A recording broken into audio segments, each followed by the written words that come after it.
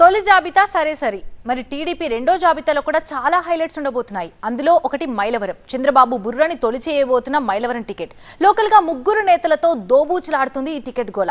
నిన్నటి దాకా చెలరేగిన దేవినేని ఉమా ప్రస్తుతానికి సర్దుకున్నారు. ఇంకేముంది, వసంత కృష్ణ ప్రసాద్ కి లైన్ క్లియర్ అనుకున్నారంతా. కానీ ఇక్కడే మరో మడత పేచి. ఇంతకేంటది? బుజ్జగింపు తర్వాత బజ్జుకున్న దేవినేని, ఇటు నోవే అంటున్న బొమ్మసాని. మరి వసంత కృష్ణ ప్రసాద్ కు దారేది?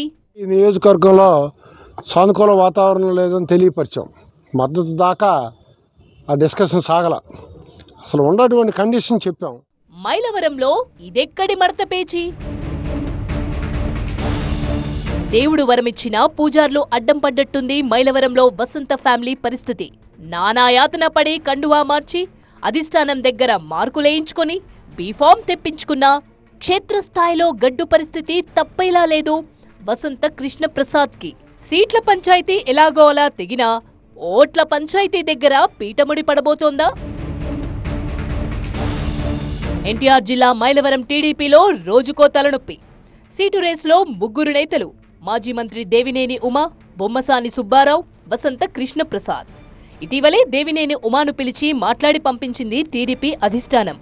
చంద్రబాబు మాటే శిరోధార్యం అంటూ ఆయన చెప్పిన మాటలు టికెట్ రేసుపై కొంత క్లారిటీ ఇచ్చేశాయి. తనకు లైన్ క్లియర్ అయిందని భావించిన వైసీపీ ఎమ్మెల్యే వసంత కృష్ణ ప్రసాద్ క్షేత్రస్థాయిలో ఓట్ల కోసం వర్కౌట్లు మొదలుపెట్టారు. నియోజకవర్గంలో టీడీపీ ముఖ్య నేతలతో వరుస భేటీలతో బిజీ అయ్యారు. దేవినేని ఉమాతో తనకు ఎటువంటి విభేదాలు లేవంటూ ఆయన వర్గాన్ని మచ్చిక చేసుకుంటున్నారు.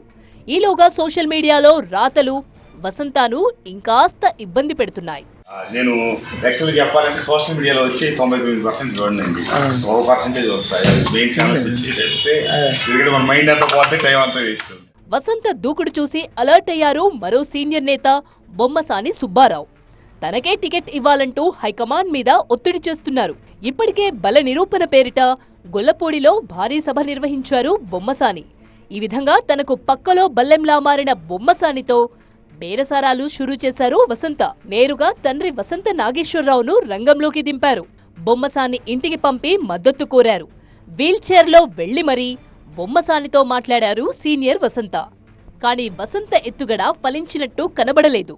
ఈ నియోజకవర్గంలో పోటీ చేయటం రాజకీయ పరంగా మీకైతే అంత మంచి వాతావరణం ఉందని మాత్రం మేము భావించట్లేదు. మాకున్నటువంటి కార్యకర్తల దగ్గర నుంచి వచ్చే సమాచారం కానీ నేనేదో టికెట్ ఆశిస్తున్నానని చెప్పి మీకు చెప్పడం కాదు.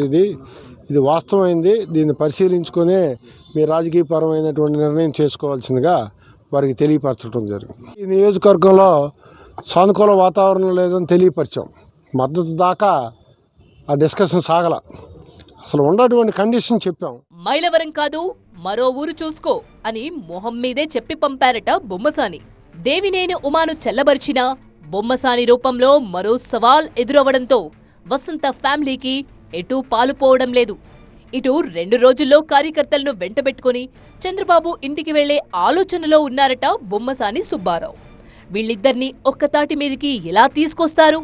మైలవరం పీఠముడిని ఎలా విప్పుతారు? బాలిజన్ చంద్రబాబు కోట్ అన్నమాట.